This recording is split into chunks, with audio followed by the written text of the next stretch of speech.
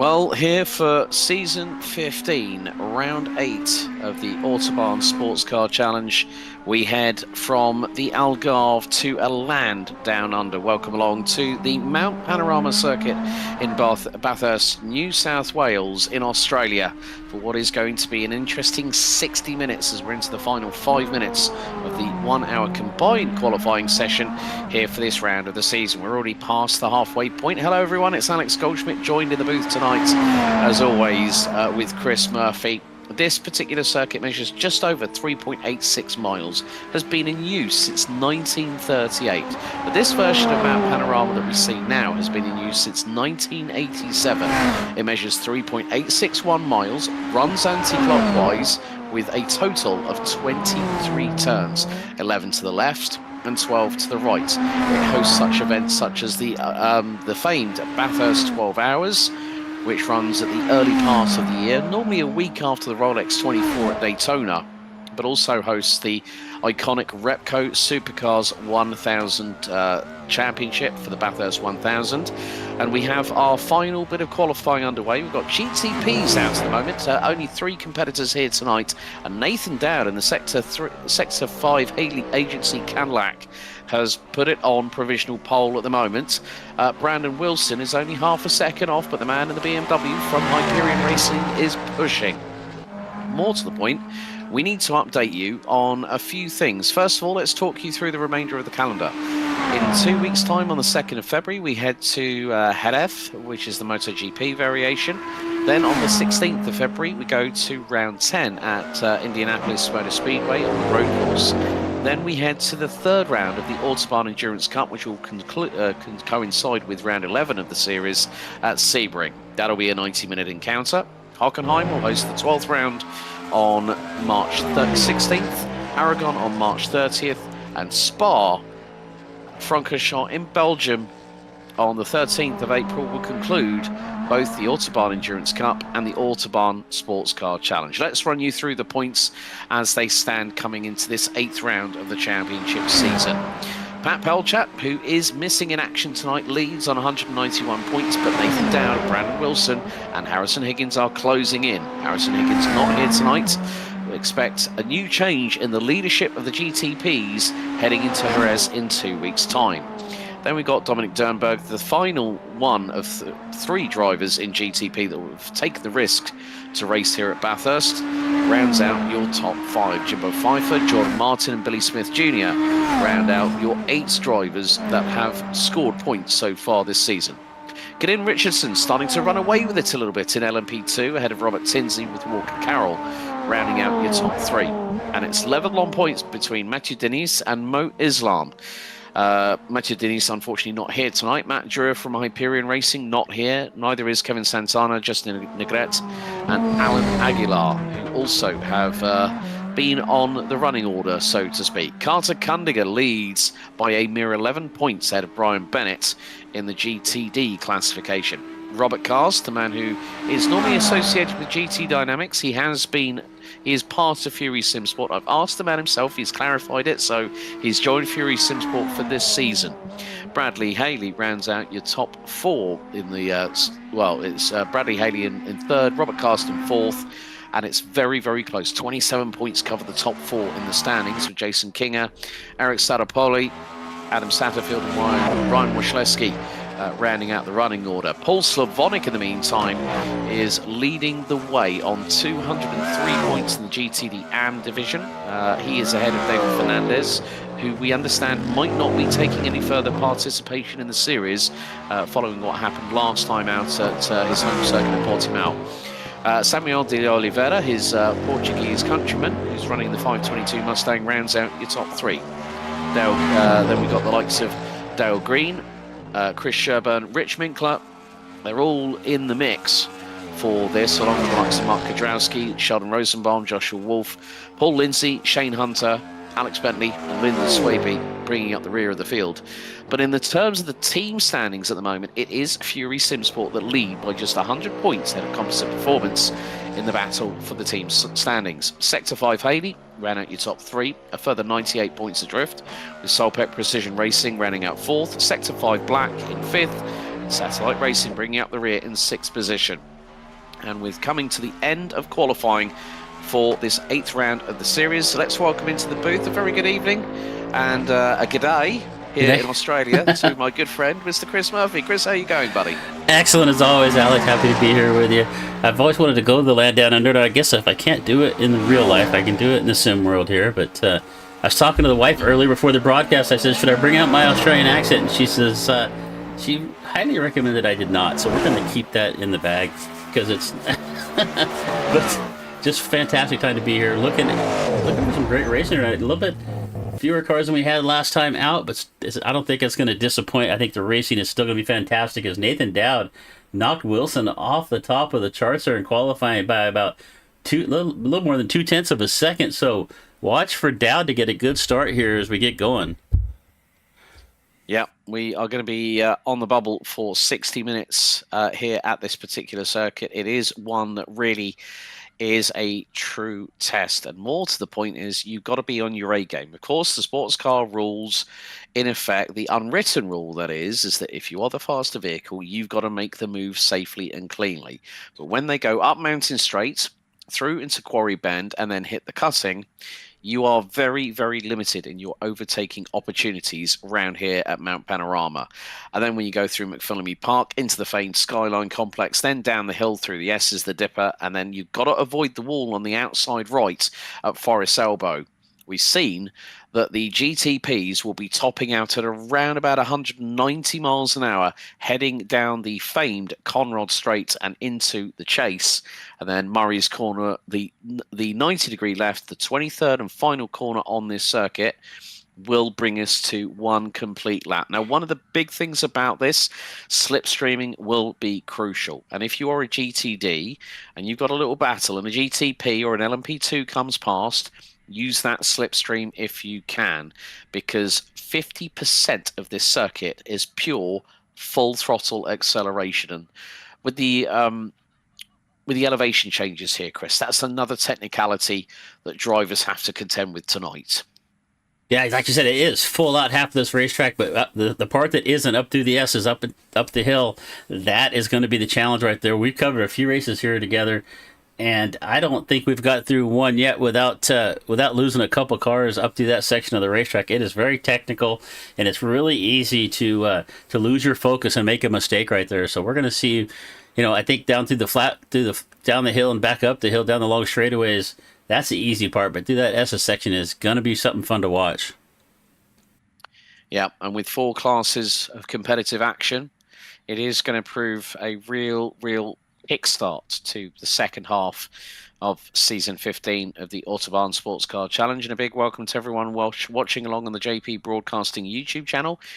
We are approaching 3,500 subscribers, so if you haven't already, please give us a like, share this live stream, and also hit the subscribe button and the notification bell. But without further ado, we need to take you through our starting grid for this 16-minute adventure into the unknown. And more to the point, well, we'll need to give you the overall grid if we can. Well, it's going to be Nathan Dowd starting from overall pole position. There's the overall Brandon Wilson will start from P2 alongside him on the front row. So it'll be Caddy versus BMW going into Hull Corner at turn 1, lap 1.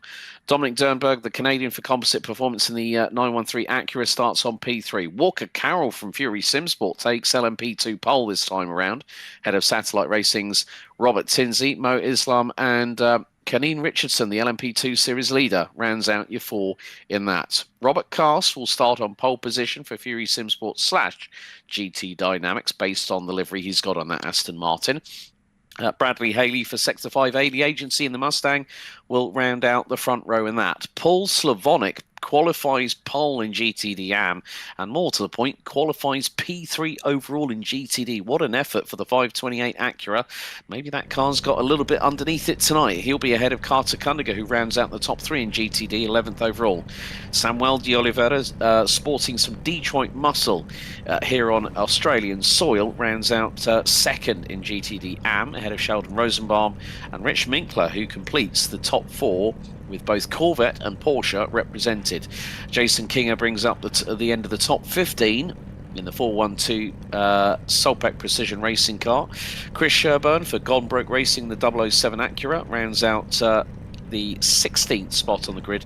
Dale Green in the 979 Aston Martin, the Yellow Submarine as we've affectionately known to call it, will start ahead of the 00 Porsche 992.1 GT3R of Mark Kudrowski, who did not set a lap time in qualifying.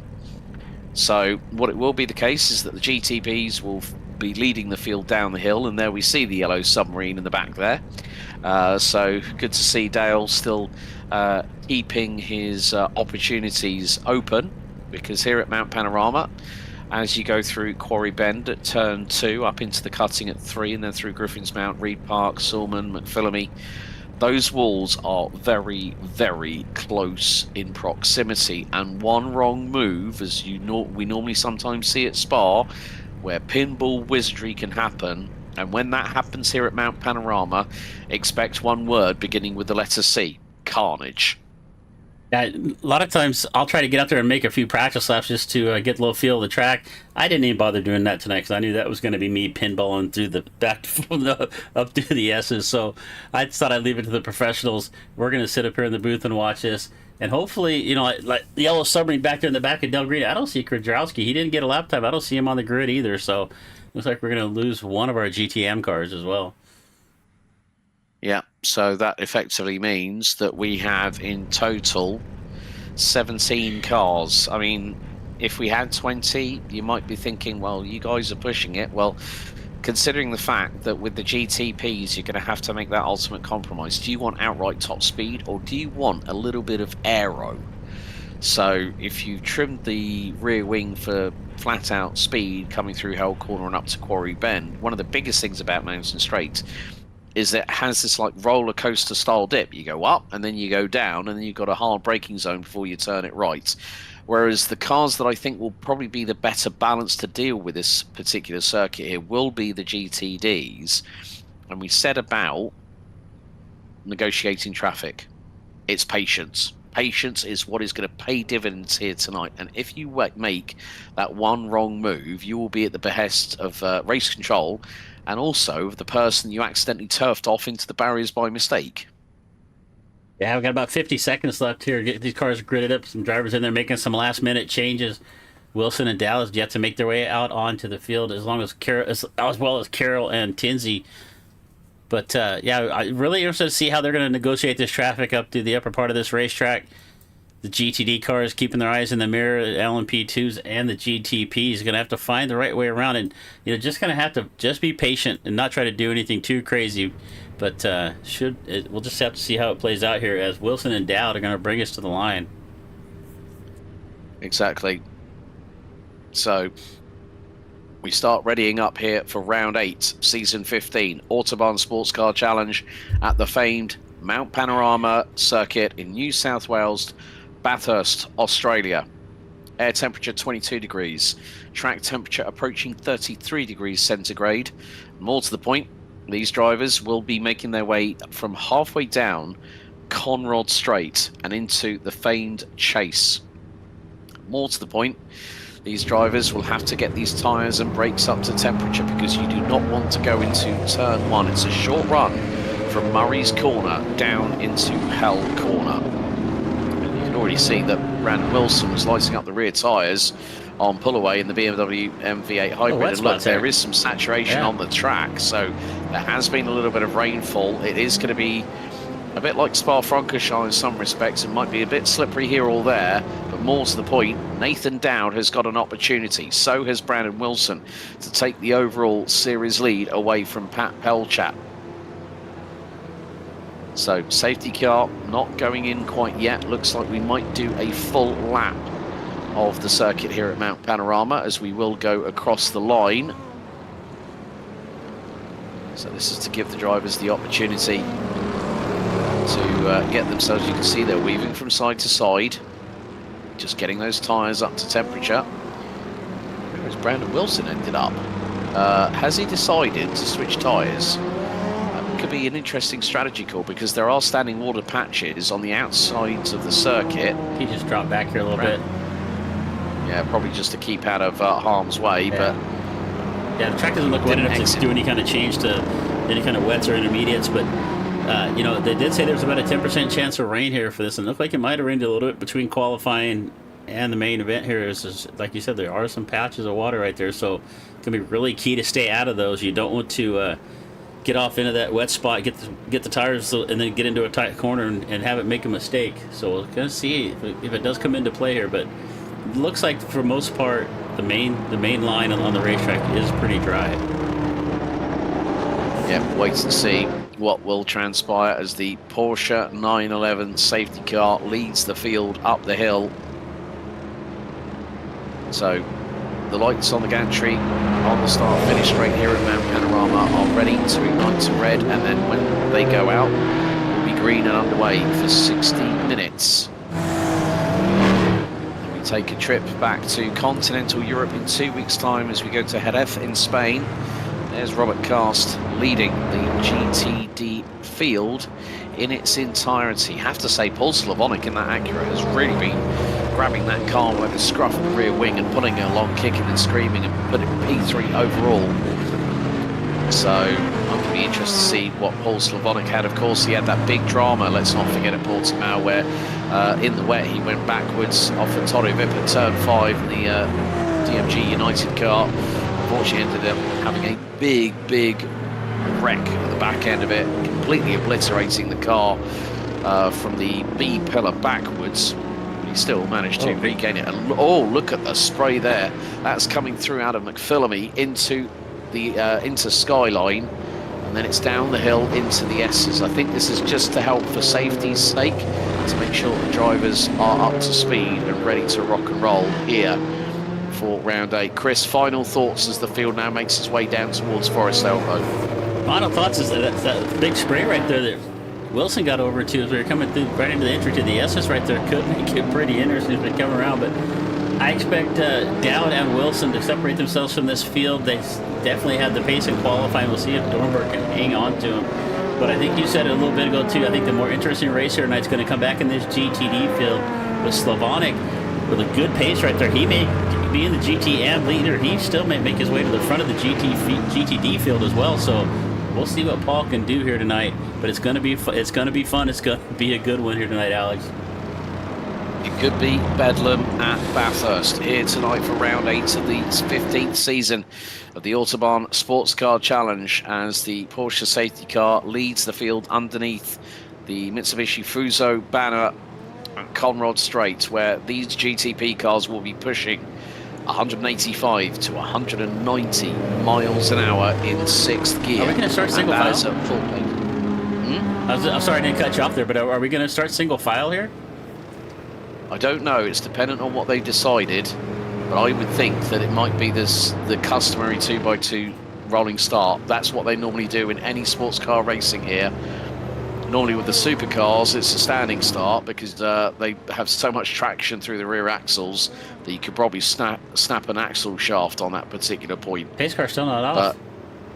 So it looks like we are having, so it's effectively, the race has started under safety car proceedings, which is the first we've had all season long. So this has really, now whether the drivers have asked for it or whether it has been the case that with regards to race control, they might have decided, okay, we're going to put this under safety car conditions, see if the track evolves. So, you know what? I'm going to see if I can get Carter in here in the room with us real quick and see what's going on here. Hey, sure. Carter, you got Chris and Alex in the booth, buddy.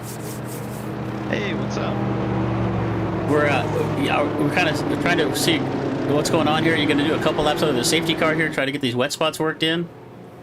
Yeah, so basically, the rule of the league is if there's any sort of moisture on track, there's a full pace lap guaranteed.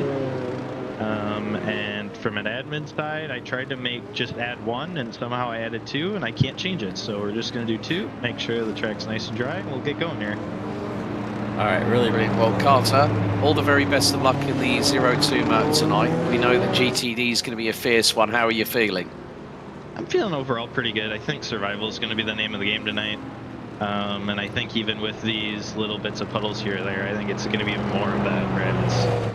hopefully these 2 laps I can kind of understand where I should put my car, where I shouldn't. Just hope that there's some calamity in front of me, and maybe we can repeat what we did 2 weeks ago. Okay, we'll leave you to it. Carter Cunningham, good luck tonight here at Bathurst, mate, and have fun. Yeah, cheers. Right, so thanks for bringing him in there, Chris. So yeah, he meant to do 1 full pace lap. We've ended up doing 2, so that's effectively why the timer started counting down. And this will help in terms of fuel mileage as well, because it's a very, very demanding circuit on fuel being used, because you're on the gas, you're off the gas, you're on the brakes, you're on the gas. You're like from Quarry Bend to Forest Elbow, it is like brake and you're pedaling all the time. You're manipulating, and look at that. Oh my goodness, if anyone's on the outside going through McPhillamy, you have got an absolute death wish, because that could spit a car on slick tyres into the gravel and into the barriers hard. Yeah, and Wilson looks to be about the only one. I think what he's trying to do right there, he's getting over trying to kind of splash that water out, trying to get it dry. I didn't really see anybody else kind of following his lead and jumping over there, but I think that's exactly what he was trying to do. Yeah, that's good. That could cut. I think that's going to be our. You get off into that. That could be the case of our first calamity up through the S's here. We're going to go green here in about half a lap. Yeah, well, as you can see, Nathan Dowd very, very close to the back of the Porsche safety car down Conrod Straight as they all exit out of Forest Elbow. It's Nathan Dowd on pole position in GTP, Walker Carroll LMP2, Robert Cast GTD, and Paul Slavonic in the AM division. As you can see, the color coding on the top middle of your screens: GTP in yellow, LMP2 in blue, pink for GTD, and green for GTD AM. Everyone's starting to weave from side to side, getting those tyres and brakes heated up, and the lights are out on the Porsche safety car. We will go green here for round 8 of the series. It is going to be a shorter haul, but it's still going to be quite intense. There's going to be a lot of adrenaline flowing through the drivers' veins as they will get themselves set up and ready to go racing here in New South Wales. It's a wonderful part of the world. It's on my bucket list to visit. I've always wanted to go to the Bathurst 12 Hours, which is part of the Intercontinental GT Challenge, powered by Pirelli. But let's see, can Nathan Dowd and Brandon Wilson, who's going to get the jump on who, as we're going to start lining up. Pace car will be in this time. And wait for it, it peels off. We're getting ready and set to go here for round 8 of Autobahn Sportscar Challenge, season number 15 at the Mountain. It is Nathan Dowd that is going to lead the field to green as we come out of Murray's Corner. The lights go from red. We will be green this time, and it will be an hour's worth of racing. And Walker Carroll gets the jump. But look at Kadeen Richardson making it 3 wide. All bit of a tank snapper for Robert Tinsley. He turns Walker Carroll round at the first corner. And now it's Robert Cast leading the way. Look at Paul Slavonic, he gets the jump. I think that Bradley Haley was caught napping ever so slightly there, but we've got problems for... So Kadeen Richardson has got the lead. Mo Islam up into P2. Meantime, Nathan Dowd trying to get away from Brandon Wilson, who's right up his rear going up the hill, through into the cutting for the first time. And look at this, Paul Slavonic, P2 overall in GTD, and he's actually the GTM class leader. Look at Samuel de Oliveira, he's giving Bradley Haley in the 428 Sector 5 Mustang some grief going up into Quarry for the first time. A little bit run wide there by Sheldon Rosenbaum in the number 87 GTD AM Corvette. But we see here that, well, a real shame there. Walker Carroll getting tagged by Robert Tinsley, who had Kadeen Richardson right up the inside. We're going to have a look at this. Richardson made it 3 wide, so you got Mo Islam to the outside. There's the loss of traction from the back end, and bang, Tinsley goes into the back of Carroll, and the number 9 from Fury Simsport goes round into the back of the backwards into the gravel. And, well, that is just damp track, cold tyres, cold brakes, and, oh, is that Kadeen Richardson? Kadeen Richardson has also, oh, that's at the skyline. Do not tell me that Kadeen Richardson has just ended up in the pit lane. He was leading the race coming out of turn 1, and halfway through the lap, he's in the pits. See if we can get a better view of that here real quick, but a little bit. We thought there might be, we got Carroll and Richardson both with meatball flags.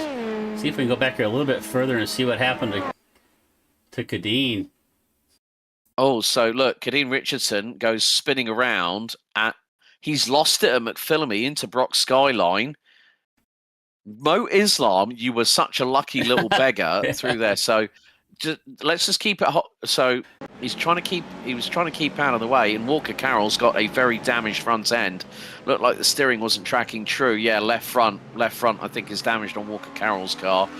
So already the biggest drama has happened. Robert Cast is starting to use the wipers. Very sensible for the man there in the number 42 Aston Martin. It is starting to rain a little more, it looks like. Oh, so the rain could be coming in here at Mount Panorama. They did say there was a 10% chance of rain.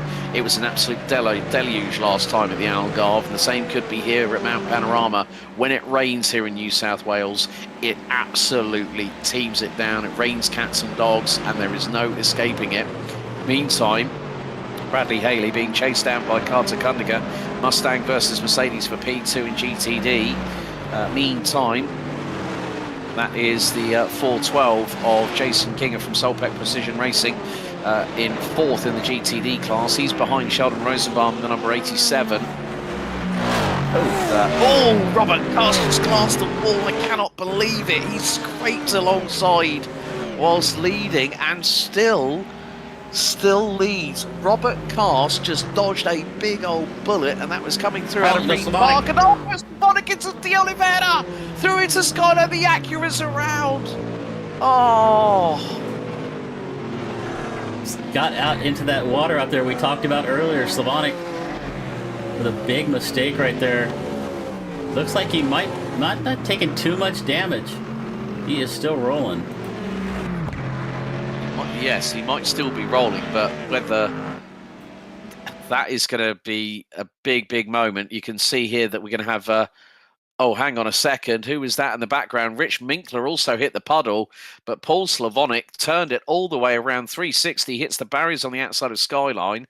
I think Sheldon Rosenbaum had a little bit of a nibble at Rich Minkler's back bumper there going through into the S's, but Paul Slavonic and Robert Cast both dodged a big bullet, and Cast has got a big lead because who's second now in GTD overall? It's not Paul Slavonic, it's Samuel De Oliveira, who is now a good few seconds ahead of Slavonic. Minkler rounds out your top three, so the Portuguese driver really making good strides forward.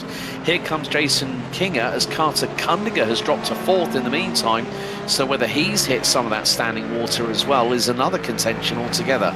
5 minutes in, we are on lap 3, and Nathan Dowd is starting to pull away from Brandon Wilson. The gap is 1.5 seconds and climbing. Walker Carroll has just switched to wet weather tyres. I am not at all surprised that someone was going to try and chance it and see how the weather was going to progress, but if that rain starts to come in thick and fast, because the track temperature is dropping, so is the air temperature. 22.3 air, 29.5 track temp, so that humidity will bring the rain with it. Sheldon Rosenbaum again clips the wall, and that is coming out of Griffin's Mountain into Reed Park. He was so lucky the Corvette did not go pinballing over the other side of the barriers. Nathan Dowd looking really strong here so far. Got a little over a second gap back to Wilson. And they're doing a really good job at dodging the water puddles, but unfortunate for a few of our top drivers, Walker Carroll, Richardson, and Slavonic, all incidents so far early in this race hitting that moisture up in the top of one of those S's has definitely proven to be an issue, as we talked about in pre-race. Kadeen's just said 6 minutes of damage. Oh dear, and he's just pinged that in the YouTube chat. There's a 0% chance of rain for the entirety of the race. Well, let's just say the Tempest racing system might say otherwise. The weather system might say otherwise, you know. Canfrax says Carroll got caught by Kadeen being in the middle of the track. That's where he got his meatball flag from as well. But still, hang on a second. Now, was that rain hitting the track? I don't know. No, I think it was styrofoam. Well, that was spray. Is there like some styrofoam barriers or something, or maybe somebody ran through? Or possibly it's water drops from probably rooster tails from the back of cars going through puddles. Yeah, but look at the car. I don't see anything hitting the windshield here. Look in the car here with Kinger. He's also. Well, that's a shame for both Walker Carroll and Kadeen Richardson. But the thing is that if the track temperature is dropping, it's dropped another degree. So, yeah, Kadeen Richardson. My goodness, that is the wreck. Oh, we did not see that. I hate to I hate to use the rewind button during a replay, but that's about the best chance I have to see what happened. Yeah. So, this is going to be at full speed, bang, and straight away. Oh, that's not what you want to see. That's not what you want to see. But meantime, Brandon Wilson has closed that gap. It was 1.5 seconds. Brandon Wilson absolutely flying the BMW MV8 Hybrid from Hyperion Racing. It is now a 1 minute 50.837 that the number 4 BMW has set. Looking at the lap times, Bradley Haley is the quickest in the GTDs at the moment. He is actually catching up to Robert Carson. The gap is now probably the best part of about, I think, 3.5 seconds, possibly 3.6 seconds. But Bradley Haley's just put in a 2:05.3. Looking at the GTD AMS, it is Rich Minkler who is the quickest overall, 2 minute 5.971. When it comes to overall fastest lap time, as we run on board down through the down through Skyline into the S's. Look how close these GTB drivers are getting to the walls, and Brandon Wilson is throwing the Hail Mary right at Nathan Dowd as they come out of Forest Elbow. And let's just give you an indication of the speed if we can bring the telemetry up on the bottom right hand corner of our screens here on the broadcast. It just will give you a true indication. 180 miles an hour over the rise underneath the Mitsubishi Fuso barrier, now into Conrod Straight. 193, nearly 195 miles an hour before the braking zone in 7th gear. That was the speed that Brandon Wilson was closing in on as Carter Cunningham makes his way through, and that is on Dale Green. You can see Carter's got the wipers on, probably to clear the spray off of the screen itself. So more to the point, we are still seeing that Walker Carroll and Kadeen Richardson are still showing in pit lane. So I think Richardson's probably got a lot more damage because the impact to his car was, well, he was effectively T-boned, as we've got the battle of the Porsches here at the moment. Minkler versus Kinger. So I have to say, loving Rich Minkler's Martini livery on the Porsche as well. There's nothing quite like Martini livery on a Porsche. A good friend of mine in Porsche Sports Cup Suisse, the Open GT class champion for his division, Ron Christie, ran in the white with the blue and red stripes of Martini livery on his car, and then halfway through the season he made sure that he made the race suit match. So again, it's a wonderful machine, flat 6-boxer engine producing around about 500 plus horsepower, 4 litre, naturally aspirated, absolutely roars like nobody's business. But you can see that Minkler is trying to keep Kinger at bay. Now this is a battle for overall GTD position, but now looks like the temperatures are climbing. Sunshine in the air here at Mount Panorama, as the track temperature has now gone up to 28.9 degrees. So this could give us an indication as how maybe the track will dry out for the rest of it. But the headlights are ablaze on the BMW MV8 Hybrid of Brandon Wilson as he chased down Sector 5's Nathan Dowd in the caddy. They have got Dale Green just in front of them. So this is going to be the first time in the race that we will be 11 minutes in, and the first back marker gets lapped by our overall leaders, and that gives an opportunity for Brandon Wilson through at Murray's Corner to close the gap. The gap is 3.5 tenths of a second after the opening 6 laps of this race, and Nathan Dowd is trying to keep Brandon Wilson at bay. Brandon Wilson, like I said earlier, Chris, has got to use that patience because they've got Carter Kundiger just up the road going down Mountain Straight as we speak. Yeah, right now they could not have caught these lap cars at a better place right now. Is Dowd going to look to the inside, going to make his way up around past Cuttinger right there, and here comes Wilson right behind him. But Dowd, it's up to Dowd right now. He's got the lead of this race. He knows Wilson's right behind him, so it's up to him not to make a mistake. Wilson's just back there, whether he has a little more pace or not. They were really close in qualifying, but Wilson is just keeping the pressure on Dowd. See if he can keep it straight. We're 12 minutes into this race, 48 minutes left to go. So Gonna see who's gonna dive in for the first pit stop, probably within about halfway through this. I'm guessing probably about 17 or 18 minutes, and Wilson is closing up on the back of Dowd. Yeah, bit of a wobble there for Chris Sherburne, who hit the water puddle coming out of McPhillamy. Down through Skyline in the S as we go again with our race leaders. And Walker Carroll has come out. He's actually switched back to dry tyres. So there was a little bit of cloud cover. But now Walker Carroll rejoins in third position. He's 4 laps down off of Mo Islam and Robert Tinsey. There's a big gap between the pair. But as you can see, Brandon Wilson still putting the pressure on Nathan Dowd. Will have that little bit of additional slipstream. So they're going to go into the chase of another 2 GTDs in front of them. That I fear, yeah, that's there we go, Rich Minkler, who has been passed by Jason Kinger in the meantime. And now it's going to be into Murray's corner, and good decision by both our leaders to stay in behind. But then Nathan Dowd chances it, comes out of the final corner. Here goes Brandon Wilson, and then they're going to wait until Mountain Straight to get past on Jason Kinger.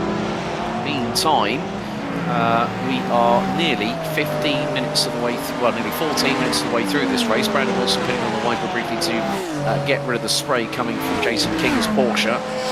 Clear the screen. We've got Paul Slavonic up the road in front. Bradley Haley still chasing down Samuel de Oliveira. And more to the point, this is GTD AM versus GTD. Both in Detroit muscle car power. And Mustang has now become part of Australian heritage in terms of the Repco Supercars Championship, and they've got new cars coming out they've got newer cars coming out this year, as that was Chris Sherburne letting Carter Cunningham go through. Knows that Cunningham's got the pace in the Mercedes-AMG GT3 Evo. So the composite performance is 0-2 Merc. He's got some time to find, but there is still plenty of race distance left to go. As down into Forest Elbow, that's not the right place to catch GTD traffic, as Bradley Haley has got Nathan down to his outside, and then through goes Brandon Wilson. They've got Samuel de Oliveira. Good decision there by Brandon Wilson to stay to the outside of the Conrod straight to get through on the 522 Mustang from Portugal. But again, this is just a case of, I did say this, exactly what, Nathan Dowd just caught the standing water puddle coming out of the second part of the chase, and that Cadillac nearly had a bit of a tag slapper on it. He was very, very lucky, and you saw the standing water on the inside of Murray's corner, and here goes Brandon Wilson. He's right on the rear wing. He's going to try and pull to the outside. He shows his nose to Nathan Dowd before held corner, decides to back out of it, and says, right, okay, let's see if there's another opportunity. They've got Robert Cast, the GTD overall race leader, in front of them. They're going to quickly expedite the move past him. And a quick flash of lights to Brandon Wilson saying, thank you very much. And Robert Cast says, no worries, boys. Go and have fun, he says. A little bit like smoke signal, set of smoke signals. Yeah, it's like Hiawatha at the wigwam, you know. Or like maybe polar bear in the tower. I don't know. Hiawatha sending smoke signals to Pocahontas, that kind of thing. But nevertheless, the sun has really come out now. The track temperature is really coming to the circuit. 33 degrees. Awesome. Brandon Wilson has just hit that water puddle and it slowed him down big time. He was lucky. He was very lucky. And what he didn't do was panic. I think what he did was, you said about clearing that water earlier on, I think he was testing to see how stable the car was going to be if he hit that puddle. And he's just hit that puddle, and that cost him about 0.2 of a second. But the track temperature's really heating up now. 34 degrees, it's climbing, which means that those standing water puddles, if we hit 35, 40 degrees C, those standing water puddles will start to evaporate rather rapidly. Yeah, and he lost those 0.2 up there, and you're exactly right.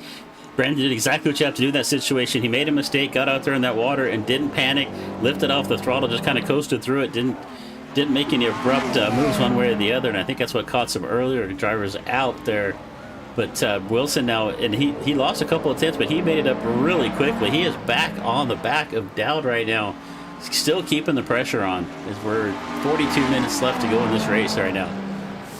Yep, just over 17 minutes completed of the 60-minute adventure here into the unknown. It's been mixed, to say the very least. There is Bradley Haley, second in GTD, but not second overall in GTD, it seems, because Samuel de Oliveira is really wrestling that Mustang around the circuit. Oh, Robert Tinsley's had a little bit of a drama in LMP2 in the meantime.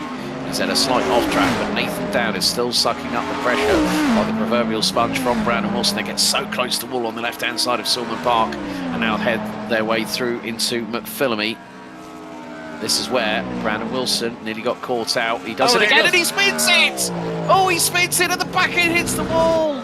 Brandon Wilson pushing too hard, hits the standing water, does a Paul Slavonic, and that BMW, I'm afraid to say, may not be leading the championship come the end of this race. It has pretty much gifted a big margin to Nathan Dowd. Let's see if we can see what happened there. I don't know if my... Yeah, that's what I thought was going to show up. Again, we'll have to back it up there. Yeah, the thing was, you're going to see here, coming out of into McPhillamy, he misses the first bit, second bit there, bang. And the rear end, he just hits the rear end hard, and that's not at slow speed. That was about 130 miles an hour. But that has given what was a 0.3 of a second advantage to Nathan Dowd. That has now gone up by 15.5 seconds to 15.8. And you can see that Brandon Wilson's struggling with the car because that rear end will be heavily damaged. I'm sure if he's not, if it's like, the thing was, those on a GTP car, he's gone through that. I don't think that car's working well. Look, the gap is just absolutely increasing, and he's just done with that spin, a 2-minute 8.7. Nathan Dowd just did a 51.4. So I think there is something not right with the rear end of that BMW, because that was a big hit to the wall. There was big damage. There was bodywork askew, and in iRacing's usual magician's trick, it brings back bodywork to show that the car's all right. But going through into Quarry Bend and into the cutting, I'm going to be interested to see. But look at Nathan Dowd. He's absolutely inch perfect at the moment. So with about 20 minutes completed, let's run through your top 3 rundown here at the Autobahn Sportscar Challenge, Round 8, Season 15. It's Nathan Dowd that leads the way in GTP in the Sector 5A, the agency Cadillac. Brandon Wilson now finds himself nearly 18 seconds back in the number 4. Oh, and he's hit the barriers again, I think. I think the back end just stepped out ever so slightly. Well, there might have been water there. That is in the number 4 BMW Hyperion Racing entry, and he gets a mechanical black flag, so that's it. He's got to come into pit road. Dominic Dernberg for composite performance in the 913 Acura, the Canadian, still keeping the car on terra firma here at Bathurst. Mo Islam for composite performances leads in the number 91 in LMP2, ahead of Robert Tinsley from Satellite Racing. Walker Carroll is out on the circuit for Fury Simsport, but is 4 laps down. And more to the point, Kadeen Richardson has also, I think, entered back onto the circuit. He's currently P4. Robert Cast, the man for GT Dynamics under Fury Simsport's banner, leads GTD overall. He's ahead of Bradley Haley, who's behind current GTD AM race leader Samuel de Oliveira. Jason Kinger in the 4112. And there's been more dramas. Kadeen Richardson in the pits. Oh, what has happened here? Right, oh dear, Kadeen Richardson has gone off again. And the front end's been absolutely mangled. So Kadeen Richardson... I think this started...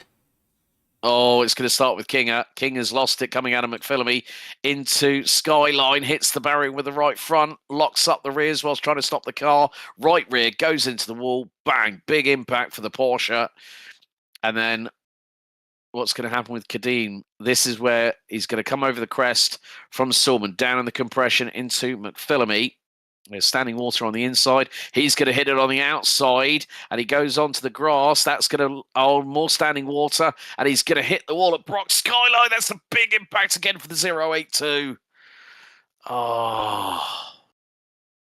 Then we got Walker Carroll. Oh, Walker Carroll's had a, now the track temperature has really increased, and it's gone up to 36 degrees Celsius here at Mount Panorama. But that means we will have several. Well, Carter Kundiger is in the pits. So is our Brandon leader. Wilson, yeah. Carter Kundiger. Well, that was our man chasing for the lead, and already I've seen something appear in the Blame Carter chat on the Discord server. Thanks for the race, Carter! Exclamation point. Well, the thing is that you have to grin and bear it, and I'm sure that Cadin will be. I don't think he'll be taking any further participation in the race after that one, but it is always the case that you don't know how. When iRacing introduced the Tempest weather service, it had its foibles, had its nuances. Meantime, Dale Green is ahead of Sheldon Rosenbaum. Now that's been a big change because Sheldon Rosenbaum has dropped 3 places as the Corvette swarms all over the back of the Aston Martin going into Sulman Park. As the Goldschmidt Racing 979 Yellow Submarine makes its way through into McPhillamy as we run aboard front spoiler cam with Sheldon Rosenbaum down into Skyline and into the S's. Looking at it from this perspective, well, Walker Carroll has been out after 13.2 seconds in the pit lane. Now, Brandon Wilson, I'm not too sure whether he has continued or whether that car is still in pit lane. More to the point, Mo Islam enjoying himself there at the moment. Brandon Wilson, has he come out, is the big thing. Dominic Dernberg has jumped into pit lane as we have 23.5 minutes out of 60 completed. As Mo Islam will get past the pair whilst flashing the lights down Conrad Straight. And I think Brandon Wilson might have left the server. I think you're right. His car is not there. So Brandon Wilson will unfortunately be a DNF. Mark Kudrowski did not even start the race. But still, Jason Kinger, I think, might have also become the latest casualty along with Cadin Richardson. Walker Carroll still makes it 3 in LMP2. Well, now this means that Nathan Dowd has an opportunity to, if he can, try and get the fastest lap back, because he's got a point for pole position. If he gets a point for fastest lap, and bearing in mind, if he has a 0x race, it's an additional 2 points to his credit. That might give him a maximum score come the end of this race. But a great battle here between Rosenbaum and Green. This is for P5 and GTD Am. More to the point, the biggest mover at the moment is Mo Islam, up 2 spots from 3rd on the grid in LMP2 to lead the classification at the moment. And still, we've seen Mo really improve over the course of the first half of the season, and now the man from Canada for Composite Performance is really starting to showcase how clean he can be, and he's got a 34.3 second advantage over Satellite Racing's Robert Tinsey. But we've still got another 35 minutes to run, and it is about, here at Bathurst, crossing the T's, dotting the I's, don't get yourself into trouble. No, we've already seen it. How many drivers we have taken out of this race already, some of our top runners, just from making a mistake. You know, we usually don't see the drivers like Wilson or Richardson make the kind of mistakes they've made here today, getting off into the water up to the top part of the racetrack, and it just bit them right there. And it's exactly what we talked about before the race here at Bathurst. There's just no room for mistakes up in that section. That the walls are so close that you're just going to pinball around. And that's exactly what we saw here so far today. So, down the hill, down Conrad Straight, once again goes Nathan Dowd in the Sector 5 Haley Agency Cadillac V-Series GTP. As Sheldon Rosenbaum still putting the pressure on Goldschmidt Racing's Dale Green in the 979 Aston Martin, as Rosenbaum will now pit at the 26-minute mark. So the Z06 GT3R coming into pit road will be the first, while GTD Am drivers to come into pit lane. Meantime, Samuel de Oliveira, and for Portugal in the 522 Mustang, still leads the GTD classification. He is 4.8 seconds up the road from Paul Slavonic, who had that massive scare earlier on in the race through Skyline. Robert Cast has a 10.8 second lead over Bradley Haley's number 428 Sector 5 Ford Mustang. So at the moment, it's quite interesting. We have Cadillac leading GTP, Dallara leading LMP2, no surprise because everyone runs in the Dallara P217, Aston Martin leading GTD, and Ford leading GTD Am. 4 different respective manufacturers leading each respective class. And that is something you don't always see very often, but more to the point, looking at the top threes in respective classes apart from LMP2, Cadillac from Acura, from BMW in GTP. GTD, Aston Martin leads Ford, and the might of a Falterbach with Mercedes, and it is Ford, Acura and Porsche that round out the top three in GTD AM. And in the meantime, well, Sheldon Rosenbaum has found himself behind Carter Kundiger. Now Carter is about 60% of a lap behind Bradley Haley, so there's a lot of time that he's got to try and find. It's 1 minute and 18 seconds. Still, with 32 minutes left to go, this is a very, very technical and demanding track here at Mount Panorama. We saw sparks flying from the right front splitter of Sheldon Rosenbaum's Z06 GT3R. He didn't panic going through the water splash there. It's like a 3,000 metre steeplechase track and field, Chris. That they're having to, they don't have a hurdle to climb, they just have to skim over the water. Well, yeah, you know, what we've seen here too is the LMP2 and the GTP cars have really struggled when they've hit that water through that section, but the GTD cars kind of seem to plow right through it. You know, the one thing I wanted to point out too, Alex, look at Robert Cast. Not only is he leading the GTD cars, but he is also 5th overall on the leaderboard right now. That may be the highest running GTD cars we've seen so far in this series. Well, when you think about it, look at what we've got with regards to the two GTD class leaders. De Oliveira is P6 and is 9.7 seconds behind. So I did say that the track would favour the GTDs and the GTD AMs. And well, what we've seen with Walker Carroll, Gideon Richardson and Brandon Wilson, I think the point has unfortunately been proven. But it just goes to show, when you bring a track like this into a sports car championship, something will inevitably happen. It's like saying you've got the unstoppable force versus the immovable object. The unstoppable force being the race cars, the immovable object being the racetrack, because it stays in situ. Also, for those historians of you wanting to know a little bit more about Mount Panorama, when it's not used as a racetrack, there are people who actually live on the mountain. So this circuit, the part of the year, becomes a public road. You want to know the speed limit for it? 60 kilometers an hour. It's 40 miles an hour. That's about the same amount of speed that you can travel down in the pit lane. So there are people who actually reside here at Mount Panorama, and they get basically.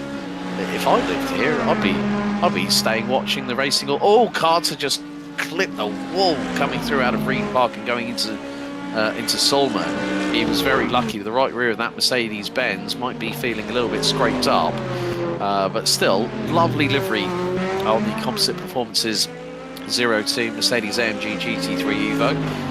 That nice sort of mixture of like bright Simpsons radioactive fluorescent yellow with the dark black accompanying it. But Sheldon Rosenbaum, again, the only person in this series that runs the Corvette, good old GM power with that V8.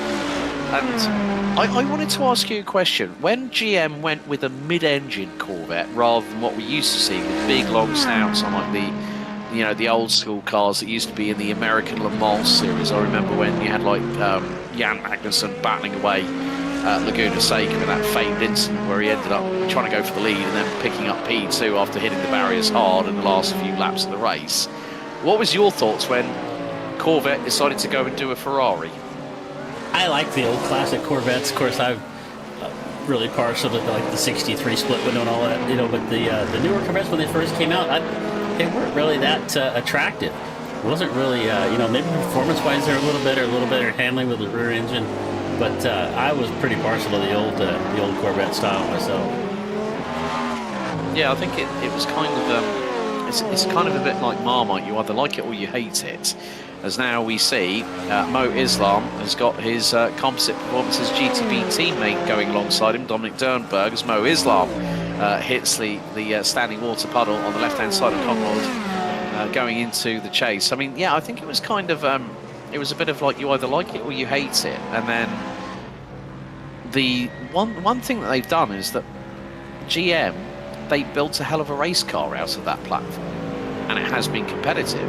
I mean, we always have the in-house joke of that the Mustang GTD is a bit of a brick in terms of aerodynamics. Oh, Sheldon Rosenbaum, you just fluked yourself through the water splash joke lap there at Skyline, my friend. My goodness me, he was like Jesus. It was like Moses parting the seas, whereas it was Rosenbaum parting the water at Brock's Skyline. My godfathers, he must have been going through there at quite a lick of speed, and still rips it, and held on. I gotta try to find that replay of that real quick here as we come back. Again, it's not quite where I wanted to be, but let's see as it comes off here. Yeah, so out of Sulman into McPhillamy, splash, splash, grass, splat. That was pretty skillful right there. That was insane. It had insanity written all over it. Sheldon Rosenbaum channeling his inner Travis Pastrana there, and still keeps the Corvette on the black stuff. And, well, he has lost quite a bit of time to Dale Green. The gap is about 33 seconds between the pair, but that was mighty good car control. Walker Powell now closing in on them as well. But in the meantime, Samuel de Oliveira has pitted from the GTD AM class lead. So new race leader with 26 minutes and 40 seconds to go. Paul Slavonic, who did put it on pole in the GTD AM class. He does also have the fastest lap of the class in this race, a 2-minute 4.385, 2-minute 4.214, 2/10 quicker than the Mustang of Oliveira. But it will come the point when the GTDs will have to make their mandatory pit stop, and I have to say kudos to Walker Carroll, who was 4 laps down off of Mo Islam, who leads LMP2. The number 9 from Fury Simsport is still carrying on, and the way that he sees it is that, for me, these are crucial points, and I could not agree more in that particular instance, because mainly the fact is a 3rd place finish will give him 20 points, and that will help him in some ways close up to Killian Richardson, and that will probably,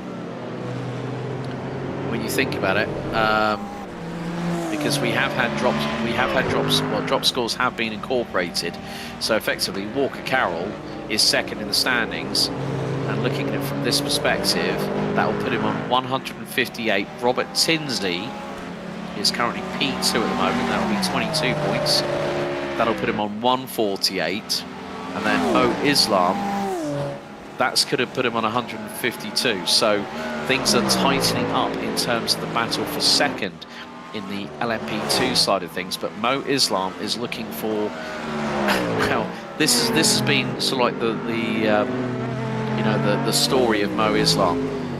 Didn't make the season opener at Daytona. It was 5th at Road Atlanta, 5th at Motegi, 3rd at Mosport, 5th at Long Beach.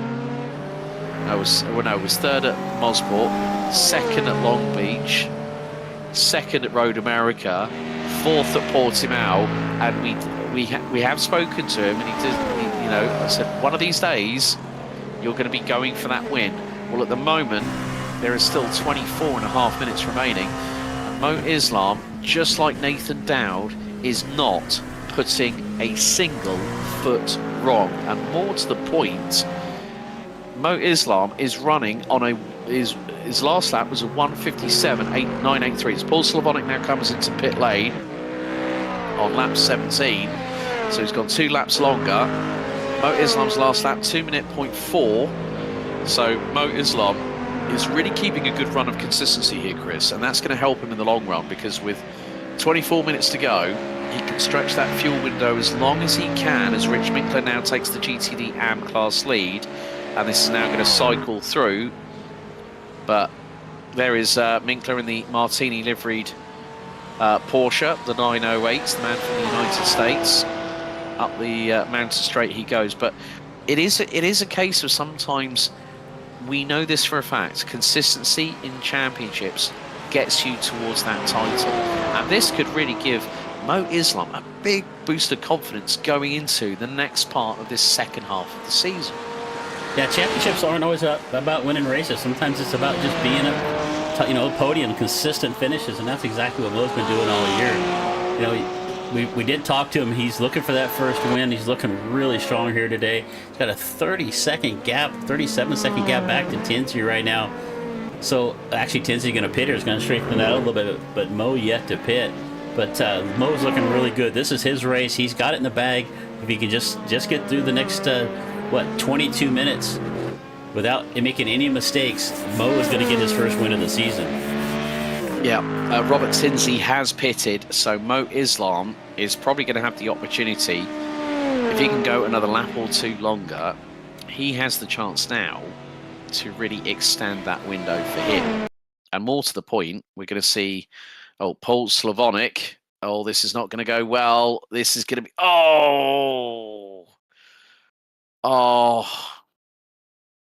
That was a big stunt right there.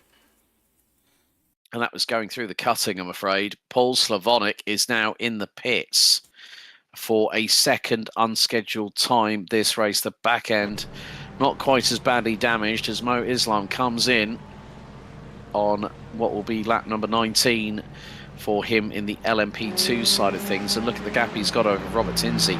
It's 1 minute 22 seconds. Robert Cast is still out there in the GT Dynamics Fury Simsport number 42 Aston Martin. And despite having a few scrapes with the wall a bit earlier on, Robert has done really, really good. Rich Minkler now comes into pit lane. So this is now going to mean that, well, when is Chris Sherburn going to pit? Might be this time around, and that is going to then rotate the GTD AM side of things to Samuel de Oliveira, but Sherburn stays out. He's able to hypermile that Acura a little bit here, hasn't he, the 007? And he's also been one that has kept his nose fairly clean here tonight. Yeah, the Oliveira right there on the back of Sherburn. Sherburn yet to pit, so definitely going to hand over the lead to Samuel once he pulls in. Did Samuel pick up a win earlier this season? I remember talking to him one time. I don't remember if it was a podium finish.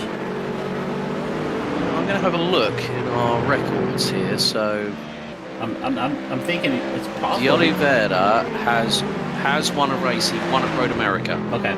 I was thinking we were won at Road America, yeah, but wasn't able to make it for Portimao, which was a shame because we thought he was going to be on the grid and he wasn't, if I remember correctly. So, how's about that?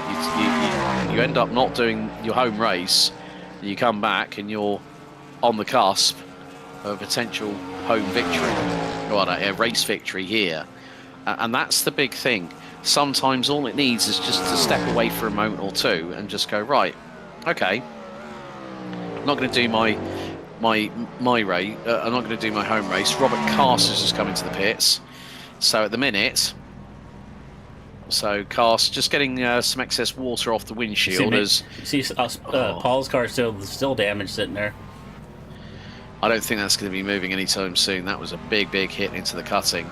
Nathan Dowd, however, is now on to lap 22 of the motor race here at Mount Panorama. A big thank you to everyone that has been watching here live on the JP Broadcasting Network as our GTD AM top two make their way into the chase off of Conrod Straight. So will Chris Sherburn decide now is the time to pit? No, he's going to stay out. This is a very long strategy call. Now, can this possibly, I'm looking at it from this perspective here, Chris. What was the total time that Samuel de Oliveira was in pit lane for his pit stop? Because it was 19.7 seconds on his marks in pit lane. I saw 55.6. That means if Chris Sherburn pits and the gap between him and Sheldon Rosenbaum is more than a minute, that could put Chris Sherburn onto a potential podium here in round 8. Now, looking at Chris's previous results, he's had he's 7th at Daytona, 7th at Road Atlanta, 7th at Motegi, 7th at Mosport. And Rosenbaum's around. Rosenbaum's around coming out of Murray's. He won at Mosport. Road America, he was 6th, and he was 2nd at the Algarve. So Chris Sherburn looking for his third podium of the season. As there we see Sheldon Rosenbaum catching the standing water and, well, hold those brakes. Well played. And then he's let it ride back a little bit so Dominic Dernberg can go back, go through. So I think that Chris Sherburn is trying to hypermile this Acura as much as possible. And De Oliveira knows that, well, he still needs to pit. So I know I'm going to get my lead back. I don't need to chase him down. And that would be the sensible call. But sometimes if you say to a racing driver, look, he's not on the same strategy as you, don't pass him. Well, I still want to get my lead back. Yeah, fair enough. I can understand that completely. Meantime, Sheldon Rosenbaum being chased down by Dale Green, so the boot is on the other foot, considering Rosenbaum lost a big amount of time, as here goes Chris Sherburn into pit lane. Now, this is going to be crucial, because De Oliveira will now take the race lead back. And with 17 minutes to go, the Portuguese driver in the 522 Ford Mustang is now back in P1. And at this time, the gap is going to come down. Rich Minkler will now cross the line and will now take P2 away from Chris Sherburn. But Chris won't have to fuel as long, and that's going to be quite crucial here.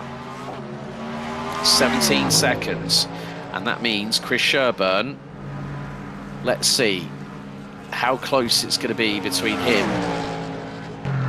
and Sheldon Rosenbaum. So it's going to be a little bit of a run. He's going to exit out of Hell Corner. He'll be in front of Sheldon. Has he?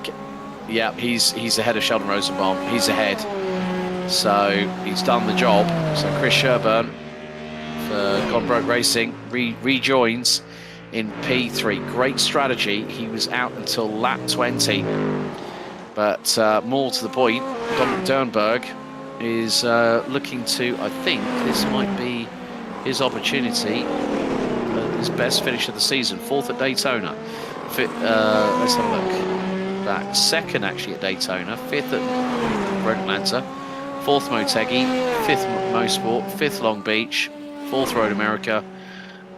And 4th at the Algarve. So this could be, since Daytona at the beginning of the season, Dominic Dernberg's equaling his best result of the season so far. But Nathan Dowd is looking for that opportunity, and looking at his results, this will be his maiden victory of the season, because so far at the minute, 5th at Daytona, 3rd at Road Atlanta, 3rd at Motegi,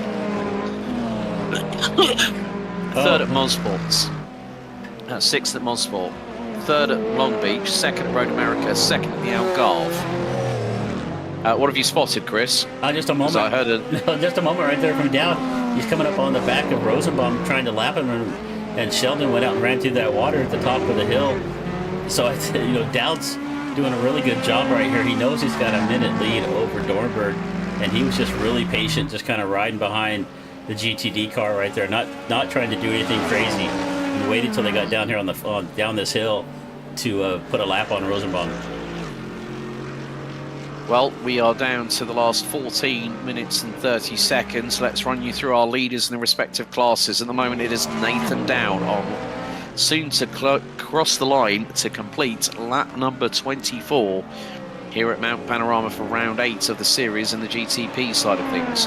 Dominic Dernberg is the other GTP left, as unfortunately Brandon Wilson left the server after 11 laps after a secondary incident. Mo Islam leads the way in LMP2 in the composite performances.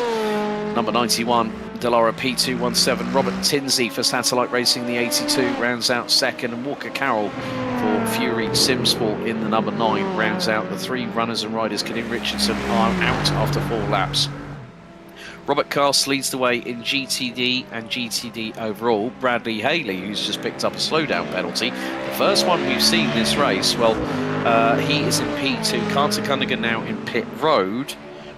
And Jason Kinger retired after a big incident at Rock Skyline, as Samuel de Oliveira is now pushing to see can he get through. He's the GTD AM race leader. he might get P2 overall in GTD, and he does with a bold, brazen outside overtake through at the entry point of the chase-off of Conrad Straight. De Oliveira definitely has got more pace underneath that Mustang. And there you see Rich Minkler in the 908 Martini liveried Porsche 992 GT3R rounding out your top two in the GTD AM. And Chris Sherburn for Gone Broke Racing in the 007 Acura has done the 3000 IQ Strat to get himself a potential another podium here tonight. 12 minutes and 45 seconds to go. Thank you to everyone that's been tuning in. You've been in the company so far with Alex Goldschmidt and Chris Murphy. Chris, Dowd and Islam and Cast have not put a foot wrong. Neither has De Oliveira.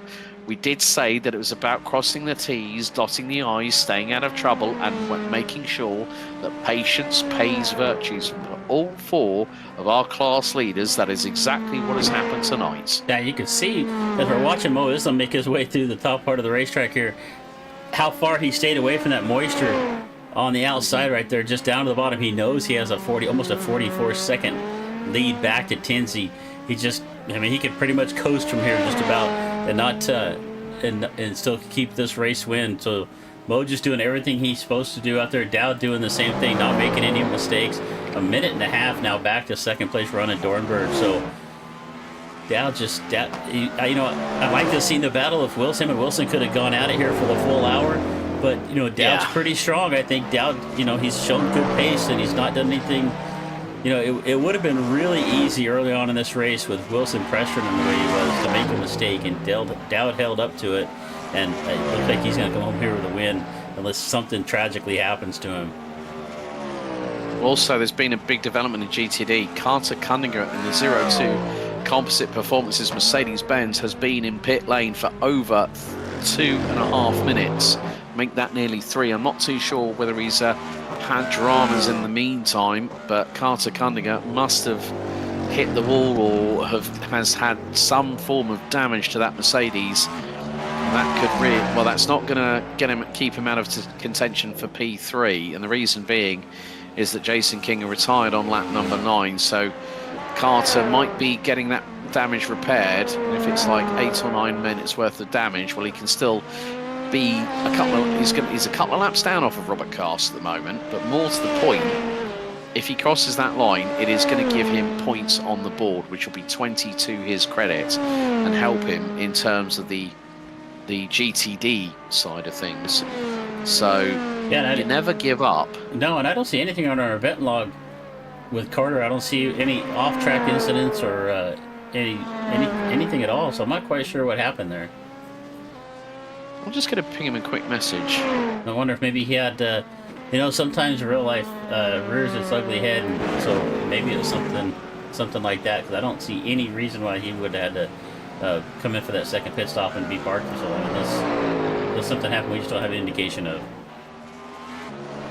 Yeah, exactly. So, more to the point, as Mo Islam catches the standing water, we are into the final 10 minutes. I'm just waiting for a response from Carter.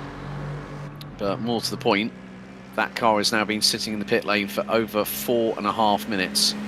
As now the track temperature starts to drop once again. We are down to 31.1 degrees. There's more cloud cover around the circuit. And, well, the air temperature's actually increased up to 23 degrees. Okay, right, I've just had a response from Carter, so I'm just going to see what he's responded to. Might be going for an extra bonus point here in the last 10 minutes. Wink, wink emoji. He might be trying for the... okay, after nearly 5 minutes, I think he's going to try and go for a fastest lap of the race, because that's a secondary pit stop. So, I think he's going for a fastest lap of the track in that car. Now, bearing in mind, Robert Cast in the 4-litre twin-turbo Aston Martin V8 has done a 2-minute 3.458 around the circuit. Carter Cundiger's best effort in the 6.2-litre naturally aspirated V8 Mercedes has done a 2-minute 3.804. Now, for those of you sports car aficionados amongst you know exactly who is the engine supplier for Aston Martin when it comes to their road cars and their GT3 race cars. It is, of course, Mercedes. And it's a known secret. Aston Martin have never hidden it, but they find that the 4-litre twin-turbo V8 works for them. What's going on with DLR? He's kind of pulled over the lane. Maybe, I don't know whether he's had a drama. That's something I wouldn't have expected, or maybe just he wants to bring it home and doesn't want to have a problem with Bradley Haley, who is battling away for the championship. Now the thing is that there are 2 drop scores, so the standings that I see on the site on my spreadsheet at the minute is that Robert Cast has no drop scores. Carter Cunningham and Brian Bennett have a drop score apiece, so it's 181 for Carter Cunningham. So yeah, there have been some drop scores taken into consideration. But more to the point, I think that De Oliveira, now bearing in mind he pitted on lap 15, and I think he might be just deciding to hypermile a little bit. He might think, hang on, I'm burning a little bit too much fuel. And more to the point, it is the case of, right, I'm just going to get this car to the end. I want to pick up the W. And that would actually be a pretty good thing for him to do, as we see our man there, Carter Cunningham, back out on track. And there you see, he's weaving from side to side. Expect a fastest lap attempt or 2 from this man here. So always good to have Carter with us. I'm going 50-50. He either gets the fastest lap or he ends up in a fence somewhere. You know what? You took the words right out of my mouth there, Chris. You really, really did. But now this is the warm-up lap. I think it's, if anyone might remember the double-header in Formula E in 2016 at London's Battersea Park, where the Formula E title between Sebastian Buemi and Lucas Di Grassi came down to the final point. Di Grassi was ahead so it was on countback, and based on race wins, Di Grassi would have had the title. So it came down to the fastest lap of the race, and Sebastian Buemi and Lucas Di Grassi both had a spare car, because on the 3rd lap, going into turn 4, Di Grassi and Buemi hit each other. And I was there in a media capacity that weekend, and let's just say that the discussion in the post-race conference between Sebastian Buemi and Lucas Di Grassi was not exactly happy families, let's say. I can only imagine. I've been in a few of those incidents myself, so I can probably quote the words that were said that day. Well, let's just say that the air didn't turn very blue in the press conference, but there was definitely some heated exchanges in the paddock, let me just say that much. But more to the point, it is the case now with 5 minutes to go, it is about bringing these cars home safe and sound. So I think what we need to do, right, here he is. Let's give him his spotlight here at Bathurst, as Carter Cunningham has just put in a 2-minute 5.3 on that lap. That was his warm-up lap. Now he's going to go pedal to the metal. Let's just see how he does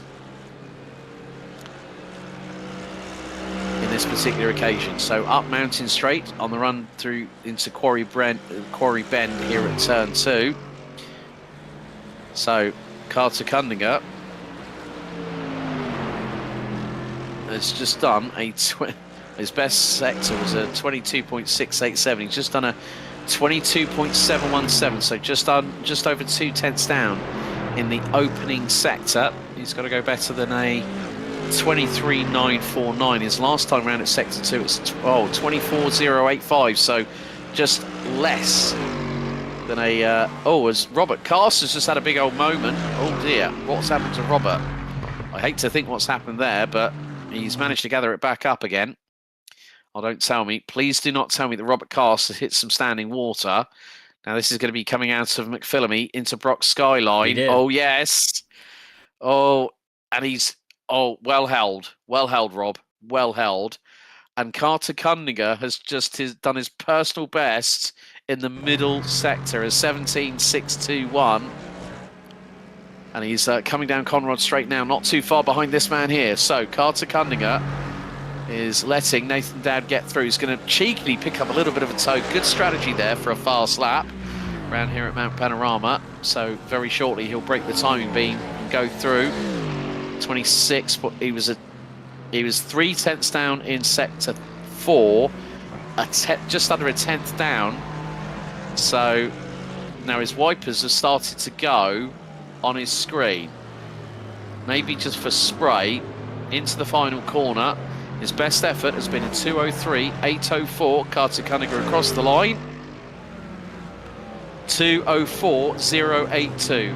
He is literally just 0.278 off his best lap of the race so far, but that is, let's put it this way, 0.6 off the fastest lap of the race so far in GTD. So I think Carter, you've got 1 and 1 more to try and get it done, my friend.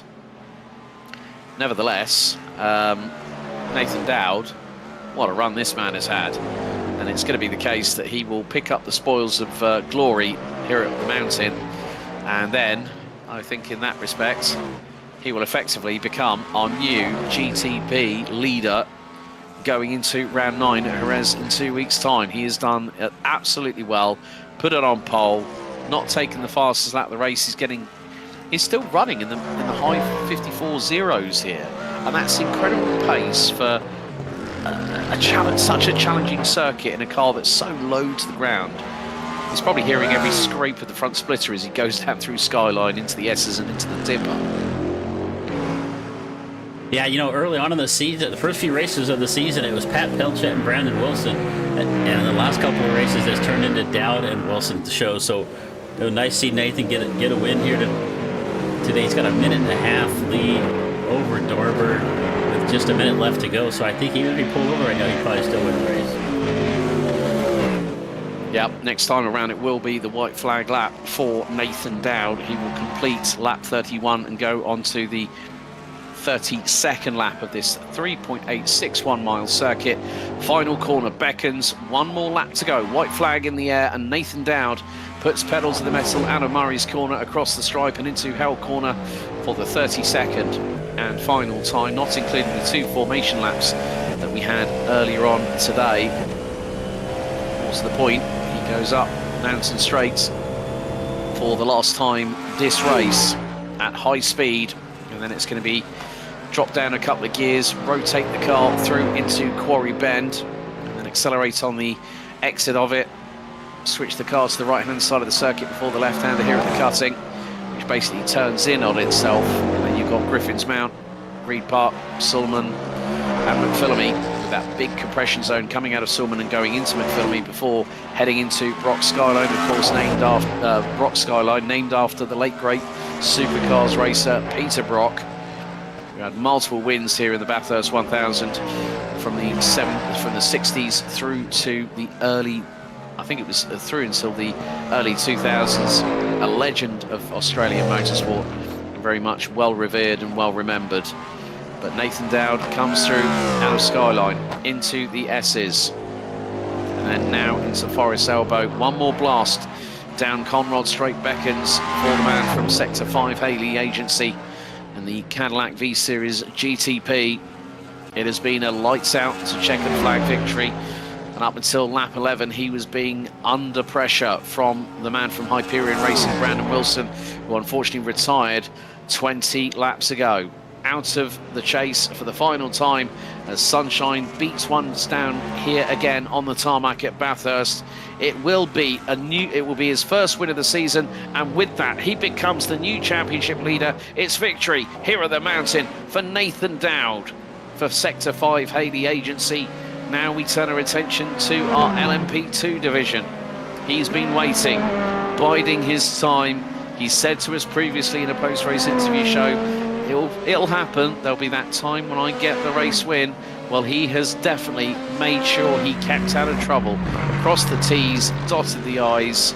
But first of all, it is going to be going the way of this time too. Robert Cast, he will take the win here in GTD in the number 42 Aston Martin. Carter Cunningham will round out the podium in GTD. And then after that, it is going to be the fact of Samuel de Oliveira, the man from Portugal. A week hiatus after the Algarve. He comes back refreshed and wins here in GTD Am at Mount Panorama. But Mo Islam fires it out of Forest Elbow one more time here on lap number 31 of the race. Well, it's been a barrage of seconds, and the wait is finally over for the man from Composite Performance.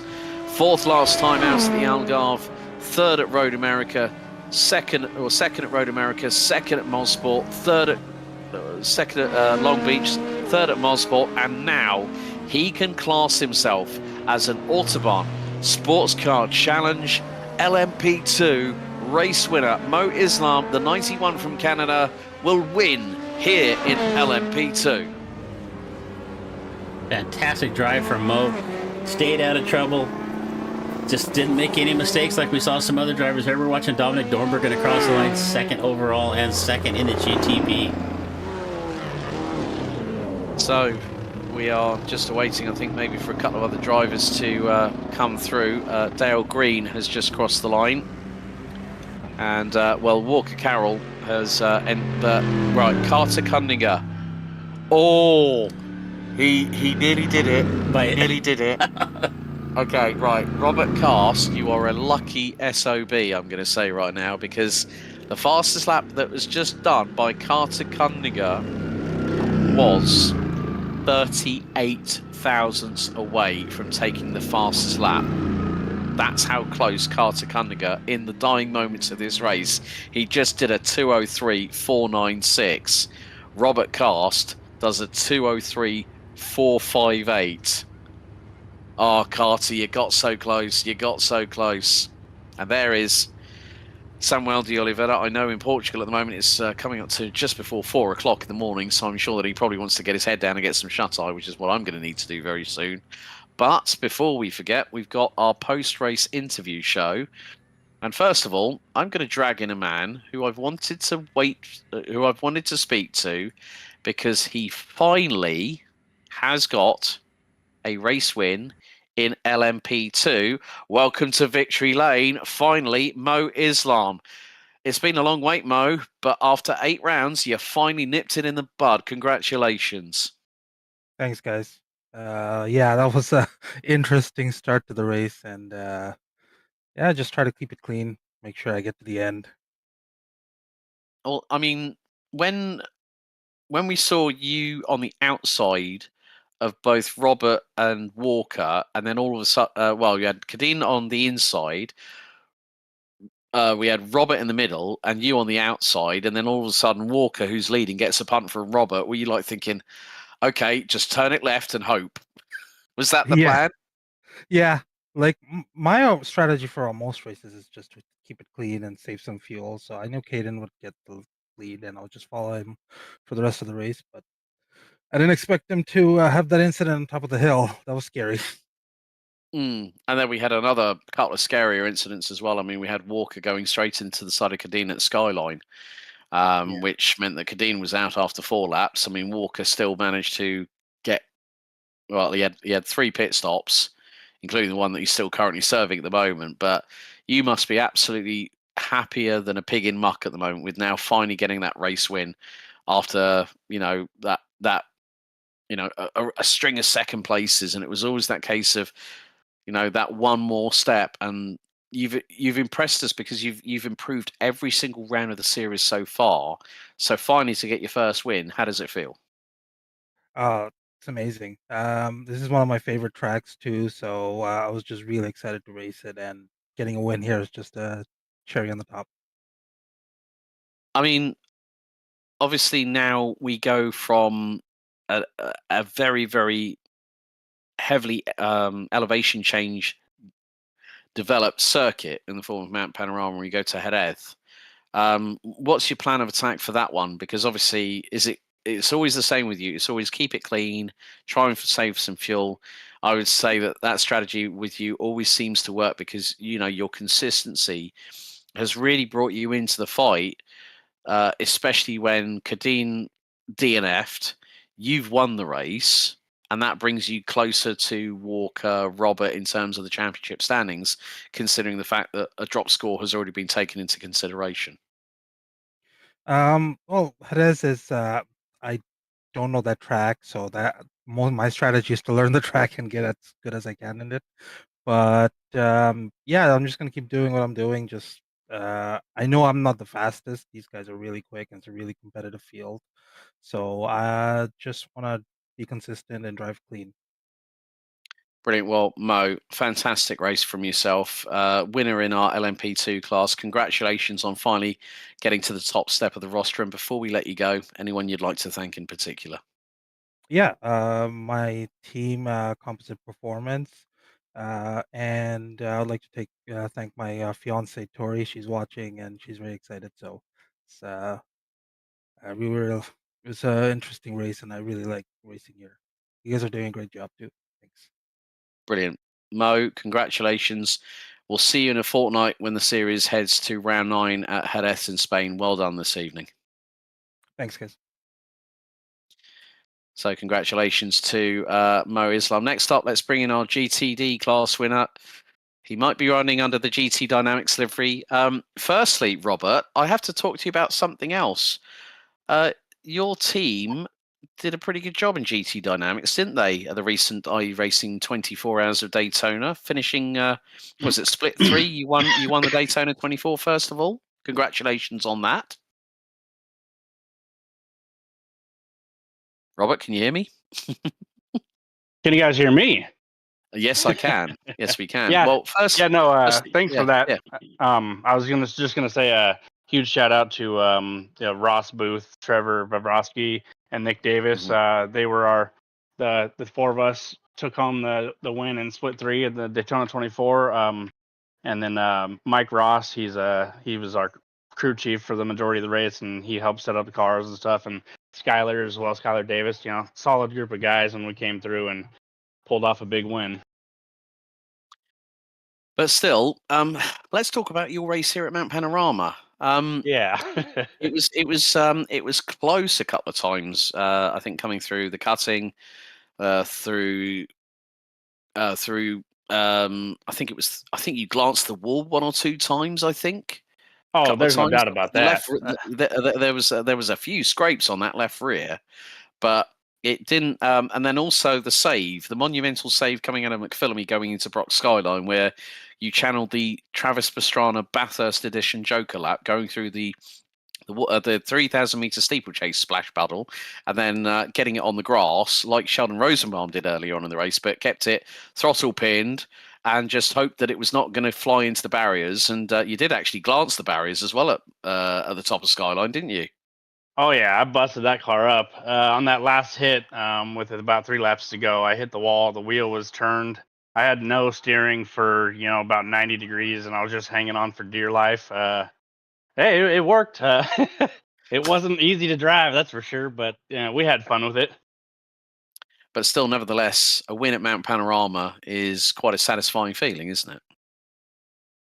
Oh yeah, it was a fun race. I just wish Carter didn't he didn't hit the water earlier. It would have been funner with him up there and hit the water later with me or something silly. But as always, Carter's awesome dude, and he's a fast guy. And I don't take anything away from any of the other GT3 drivers. I don't mean that like that disrespectfully. I'm just saying, when Carter is out there, he's fast and stuff happens. Last week I didn't have a good week and he did, and this week he didn't have a good week and I did. So, yeah, we're just having fun going back and forth and enjoying the racing. So 2 weeks time, we head to Jerez in Spain. Thoughts ahead of that one? There's going to be some wheel time put in, I'm sure, from your good self. Yeah, I don't even own the track. I don't even know what it looks like. I don't think I own 2 of the tracks on the schedule, so we're just gonna figure it out as the race shows up. Well, Rob, it's always a pleasure to talk to you, buddy. Congratulations on the win once again. And before we let you go, who would you like to thank? Well, like I said earlier, with the GT Dynamics guys for everything, always just being there. Great group of guys to hang out, bounce ideas off with, set up ideas, and chit chat and just do stuff. And like I said, as always, the composite guys, including Caden, he's an ex-composite driver, and just it's always good just hanging out and driving with these guys. It's just it's fun. Brilliant. Well, Rob, we'll see you in a couple of weeks' time for round 9 at Jerez. Well done tonight on the victory. All right, thanks guys. Thanks for the broadcast. See you later. Take care. Okay, next up, our penultimate interview. Let's bring in Portugal's Samuel de Oliveira. Well, good morning, Samuel de Oliveira in Portugal. Hello. How are you, buddy? Man, I know it's way too early. It's 4 o'clock in the morning where we both are, thanks to the UK and Portugal being on the same time zone. But nevertheless, we missed you at Portimao. But Yes. it seemed like that race away got you ready to come back, and obviously after Road America you picked up the win there. You now pick up your second successive victory in a row, despite not putting it on pole position. But still, I have to say, you gave Bradley Haley a bit of a scare in the GTD class for most of the race. Yeah, I felt like me and Bradley were constantly, always on each other's tail, and I felt like our pace was pretty much even. Closer to the end, he was getting away a little bit more. But for most of the race, I was actually even wondering if I was holding him back, but it kind of like wasn't really making, getting too close to me all the time. So I was like, okay, I'm just gonna keep going. If he flashes me or anything like that, then I'm gonna let him by. But yeah, it was fun. I was trying to just, match his pace. I could not get any close to Robert, but with Bradley, I was just staying real close to him and seeing if we could, race a little bit. Not the stakes weren't very high between us both, so it was good fun. Well, to be honest with you, look at it this way. You both were quite consistent on your pace. You were both running in the 205s for most of the race anyway, so you were Yeah. matching each other. So it just goes to show the strength of the Mustang here at Bathurst. But in 2 weeks' time, Samuel, we go to Jerez, another track that a lot of drivers we've already spoken to tonight haven't really raced at, or don't even own the track on iRacing. Is that something you're also going to have to figure out as well for 2 weeks from now? Yeah, I'm gonna have to put quite a bit of practice. I don't think I've ever raced at Jerez. It actually came out at a point where I was taking a break from sim racing, so I never really bought it. I'm gonna have to buy it and get to it, but it sounds like a good track. The layout seems good, so just gotta put in the time and have some fun. Well, I think the last thing to say to you, muito parabéns, and obrigado. Like we, I mean, my Portuguese is limited. I'm looking forward to going to Portimao in about 3 months' time for Porsche Sports Cup Suisse. But yeah, well done tonight, second win of the season, and I've got a little bit of news to break to you, including the drop scores. You are now 20 points behind Paul in the GTD AMS, so you're closing that lead ever so slightly, but well done tonight. Thank you so much. Muito obrigado. Thank you so much. See you guys in 2 weeks. Have a good one. You too. Thank you very much for your time as always, buddy. Thank you. Right, last but by certainly no means least, let's bring in our race winner, and it is Cadillac that rules the roost in GTP. Nathan Dowd, we just dragged into the booth. Nathan, can you hear us? Yeah, I got you. Well, what a run that was from you. Pole position, lights out to checkered flag. Firstly, how does it feel now to pick up your first win of the series? Because it's been a long time coming, hasn't it? Yeah, I mean, kind of, win by default there with Brandon hitting the water there early, but and Dominic having some trouble. But hey, we'll take it. This is a tough track just to finish in, so especially in these cars. Yeah, not any experience from these cars around here. I've run the GTs a bit, so I knew the track, but handling is just a whole different kind of thing in these cars. So, but yeah, good to get the first actual win. Yeah, I would have liked to see some more protos show up. It seemed like the mountain kind of scared a lot of them away, but we'll take the points, and yeah, it's always good to get a win. Well, what this also does, Nathan, and I can tell you, including drop scores, you are now our new GTP championship leader on 205 points, 13 ahead of Brandon, 14 ahead of Pat going into Jerez in 2 weeks' time. We always knew that it was going to be a tough ask, but coming back to Brandon, he was really, really motoring in that BMW, and he was giving you a lot of pressure for those first 9 or 10 laps before, unfortunately, those 2 trips he had into the wall, respectively, put him out of the race big time.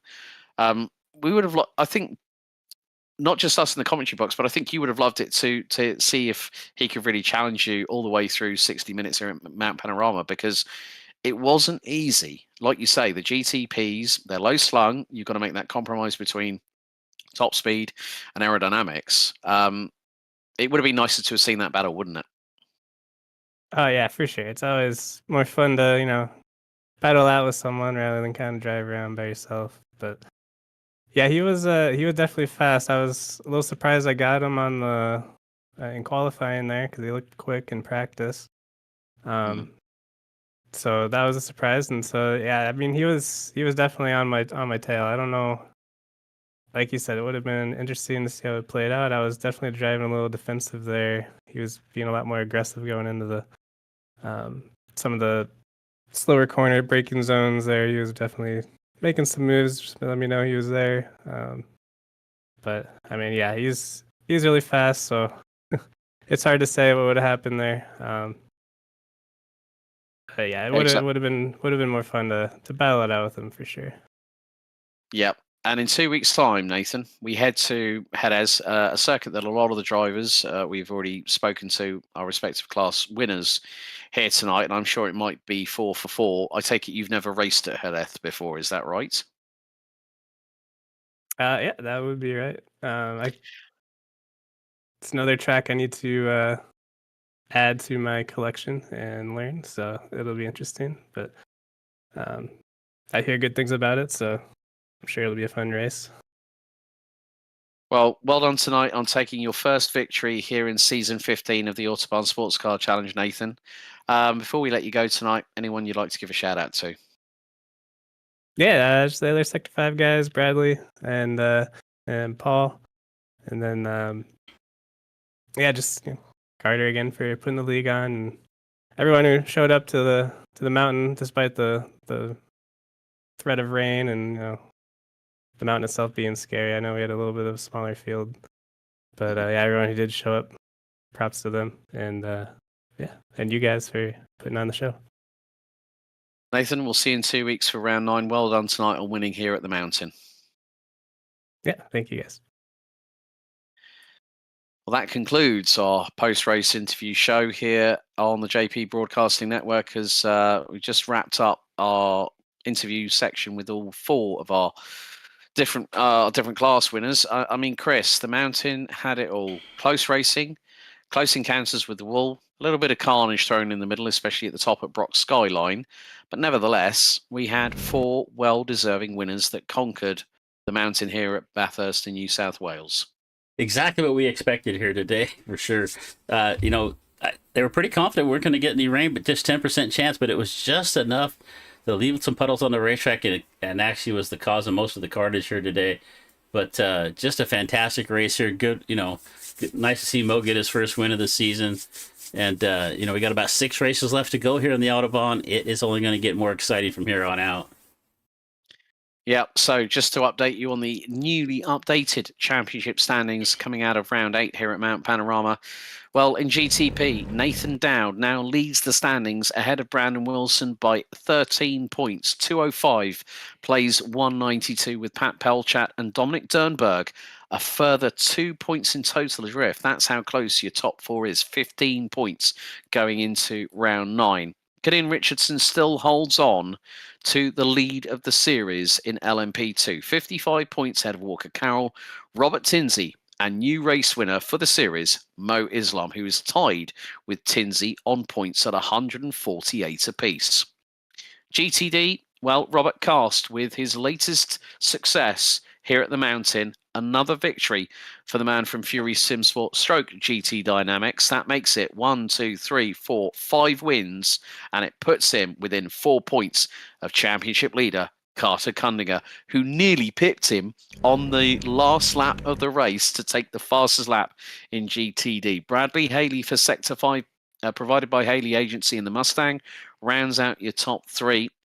Brian Bennett is a further point behind in 4th position. Paul Slavonic has his lead slashed to 20 points as the charging Portuguese man of war that is Samuel de Oliveira takes his win after a brilliant showing at Road America a month ago, despite missing out on racing at Portimao, having taken a small hiatus from sim racing. He picks up another win this series, his 2nd in succession. With regards to the teams, Fury Simsport still have a lead, but it is 107 points ahead of Composite Performance, with Sector 5, provided by Haley Agency, closing in very, very quickly.